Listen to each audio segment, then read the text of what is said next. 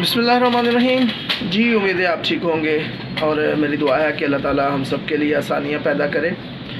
اچھا جی، آج ایک بڑے ہی امپورٹنٹ ٹاپک پہ بات کرنے والا ہوں میں، جو کہ ہے بچوں کی ٹریننگ کے حوالے سے.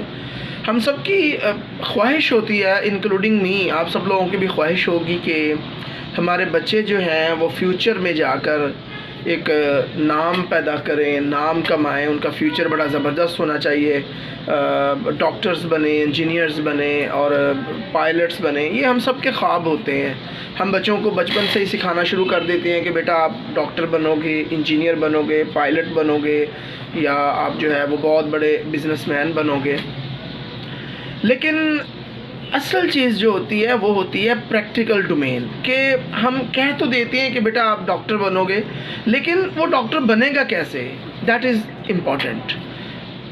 کہہ دینا نو ڈاؤٹ بہت اچھی بات ہے. خواب سجائیں گے تو جو ہے وہ خواب پورے ہوں گے.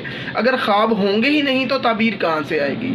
تو ڈیفینیٹلی ہم اپنے پارٹ پہ تو جو ہے وہ خواب دیکھ بھی لیتے ہیں، سجا بھی لیتے ہیں، but the one thing is very important کہ ان کی تعبیر جو ہے وہ کیسے حاصل کی جائے.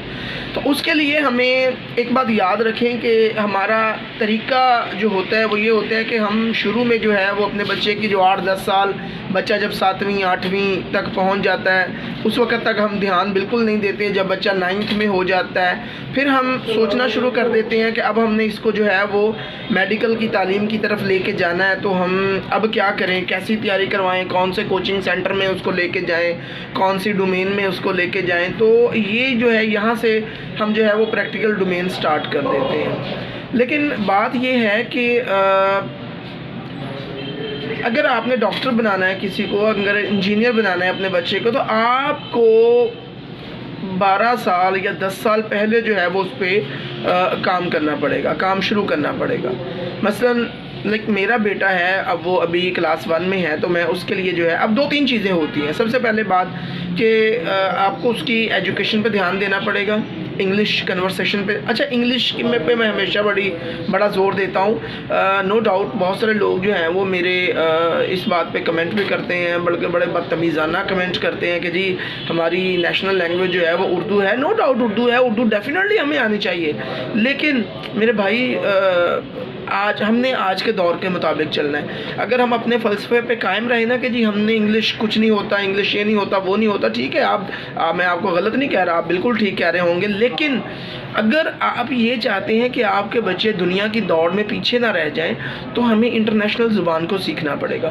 اور انٹرنیشنل زبان کو سیکھنا مشکل ہمیں کیوں لگتا ہے؟ کیونکہ ہم انگلش پہ زور دینا شروع کرتے ہیں جا کے جب بچہ جو ہے وہ میٹرک کے امتحان دے رہا ہوتا ہے، پھر اس کو جو ہے وہ اپنے سمریز یاد کر رہا ہوتا ہے، اس کو جو ہے وہ ایسیز یاد کر رہا ہوتا ہے. لیکن میں آپ کو ایک پریکٹیکل بات بتانے لگا ہوں. پریکٹیکل بات، اگر آپ اپنے بچے کو فرسٹ ڈے سے ہی جو ہے وہ آپ اپنے بچے کو انگلش کنورسیشن یا اردو کنورسیشن یا کوئی بھی زبان سکھانا شروع کر دیتے ہیں تو آپ کا بچہ جو ہے وہ 7ویں 8ویں 9ویں جماعت میں جا کے جو ہے وہ ایک بہت اچھی انگلش بولنے والا بن جاتا ہے، انگلش ایسیز لکھنے والا بن جاتا ہے، انڈرسٹینڈنگ اس کی بہت اچھی ہو جاتی ہے.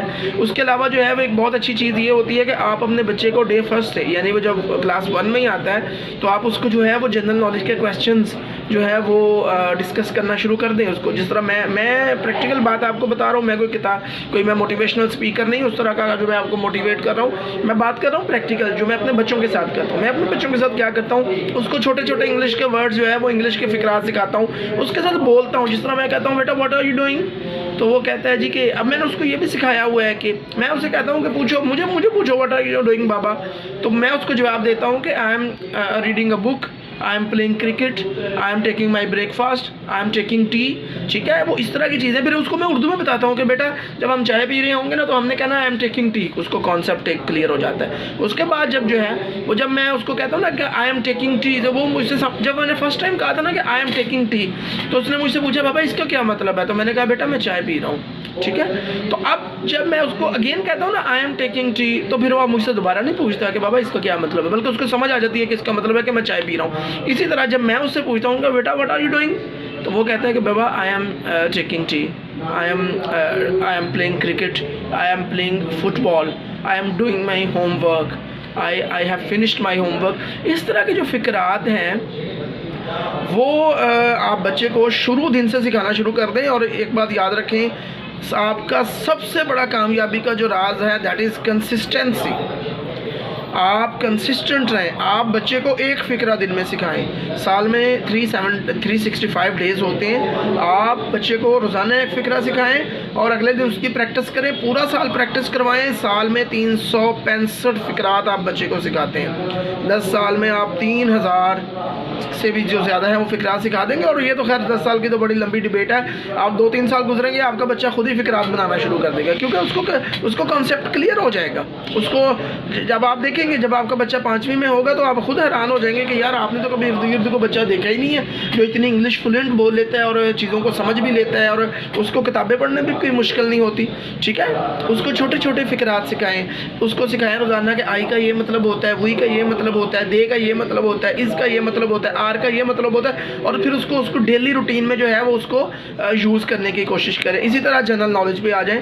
وہ اسلامک جنرل نالج ہو, وہ سائنس سے ریلیٹڈ, وہ ایوری ڈے سائنس ہو, وہ کسی بھی ٹاپک سے ریلیٹڈ ہو, آپ اس کو روزانہ سکھائیں کہ پاکستان کے جو ہے وہ, جس طرح میں نے کل میں اپنے بیٹے کو سکھایا کہ پاکستان کے جو ہیں وہ 4 صوبے ہیں. ٹھیک ہے, 4 پروونسز آف پاکستان. ٹھیک ہے, اس کو پھر میں نے بتایا کہ بیٹا یہ ہوتے ہیں. پھر میں آج صبح اٹھا, میں نے پوچھا بیٹا آپ کو یاد ہے میں نے کل آپ کو پاکستان کے صوبے بتائے تھے کتنے ہوتے ہیں؟ اس نے کہا یس بابا 4 ہوتے ہیں. ٹھیک ہے, تو اس طرح کر کے روزانہ ایک اس کو بتائیں کہ پاکستان کے 4 صوبے ہوتے ہیں. اس کو اس دن یہ نہ بتائیں کہ کون کون سے ہوتے ہیں, اگلے دن اس کو بتائیں بیٹا ایک صوبہ پنجاب ہے, ایک سندھ ہے, ایک بلوچستان ہے اور ایک خیبر پختونخوا ہے. ٹھیک ہو گیا, اس طرح کر کے سکھائیں اور ایک ایک چیز اس کو سکھائیں شروع سے. لیکن سب سے امپورٹنٹ بات جو میں آپ کو بتانا چاہ رہا ہوں وہ یہ ہے کہ شروع دن سے یہ کام شروع کروائیں. یہ 9ویں 10ویں میں جا کے پھر دیر ہو جاتی ہے, پھر نہیں بچے سیکھتے, پریشر ہوتا ہے مائنڈ پہ, پھر وہ سلیبس اس کو اتنا ہوتا ہے. آج تو شروع کروائیں گے انشاءاللہ, آپ دیکھیں گے آئندہ آنے والے 5 سال میں آپ کا بچہ, آپ خود پراؤڈ فیل کریں گے یار کہ آپ کا بچہ جو ہے وہ کیا, مطلب آپ کے بچے جیسا آپ کے ارد گرد بچہ ہی کوئی نہیں ہوگا. تو یہ اچھی بات نہیں ہے. تو اس کو دیکھیں انشاءاللہ. میں خود بھی کرتا ہوں اور میں کہتا ہوں آپ اس کو دیکھیں, اس کو کریں, امپلیمنٹ کریں. آپ دیکھیں گے کل آپ کو میری یہ باتیں یاد آئیں گی. اس کے علاوہ اگر آپ فنینشلی طور پہ اپنے بچے کے لیے پیسے جمع کرنا چاہ رہے ہیں اسٹڈی کے لیے, پہلی بات تو یہ ہے کہ یار آپ اس طرح کی چیزیں جب شروع کریں گے نا, انگلش کنورسیشن پہ جو ہے فوکس کرنا شروع کریں گے, جنرل نالج پہ فوکس کرنا شروع کریں گے, آپ کو بہت زیادہ پیسوں کی ضرورت ہی نہیں پڑے گی آگے چل کے کہ آپ پرائیویٹ بچوں کو پڑھاتے پھریں. یار آپ گورنمنٹ اسکولوں میں پڑھا لیں بچوں کو, لٹرلی آپ گورنمنٹ اسکولوں میں پڑھا لیں, لیکن دن کا جو آدھا گھنٹہ ہے وہ اس کو دے دیں. آدھا گھنٹہ جو میں نے آپ کو ایکٹیویٹیز بتائی ہیں وہ کروا دیں. آپ کے بچے خود بخود انشاءاللہ العزیز, آپ کے بچے جو ہیں وہ میرٹ پہ آ کے یہ سارے کام کرتے رہیں گے.